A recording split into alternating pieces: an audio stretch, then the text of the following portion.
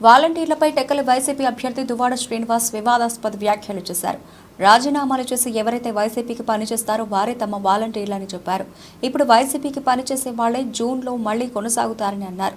రాజీనామా చేయని వాళ్లు మనకి పనిచేయరని అర్థం. ఇప్పటి వరకు రాజీనామా చేయని వాలంటీర్లు తక్షణమే రాజీనామా చేయాలి. ఈ 10 రోజులు ప్రచారాన్ని ఉధృతం చేయాలని అల్టిమేటం ఇచ్చారు. ఆ వాలంటీర్ ఖచ్చితంగా జూన్ 5వ తారీఖు నుంచి కొనసాగుతాడు. ఆ వాలంటీర్ జూన్ 5వ తారీఖు నుంచి కొనసాగుతాడు. ఇది క్లారిటీ.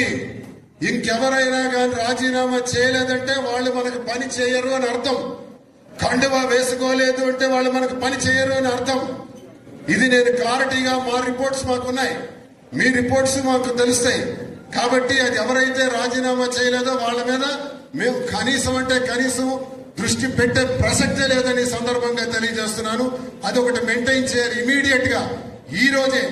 ఈ రోజుకే ఇంకా బ్యాలెన్స్ వాలంటీర్లు ఎవరైతే ఉన్నారో ఈ రోజే రాజీనామా చేయండి. లేదా రేపు 3వ తారీఖు నాటికి ఇంకా ఏ వాలంటీర్ అయినా కానీ రాజీనామా చేయలేదని మాకు తెలిస్తే మాకు అక్కర్లేదా వాలంటీర్? వాళ్ళతో పని కూడా లేదు. ఇంకొకటి వస్తాడు, అదే ప్లేస్ లో మరొకటి వస్తాడు, పెట్టుకోండి. ఈ 10 రోజులు పనిచేయమనండి. ఈ 10 రోజులు ఎవరైతే పనిచేస్తాడో అతనే మన వాలంటీర్, అతనికే పెడతాం. ఇది మీకు స్పష్టంగా తెలియజేస్తున్నాను. మీరు ప్రతి గడపకు కూడా వెళ్లి ప్రచారాన్ని ఉధృతం చేయాలని కోరుతున్నాను. అయిపోయింది, మన తిరుగులు అన్ని అయిపోయినాయి. ఇక్కడి నుంచి మీరు ఎక్కడ ప్రచారంలో కూడా తగ్గకూడదని తెలియజేస్తున్నాను. పోలింగ్ నాడు కూడా మళ్లీ మనం సమావేశం ఇంత విస్తృతంగా పెట్టుకోవడానికి అవకాశం ఉండకపోవచ్చు.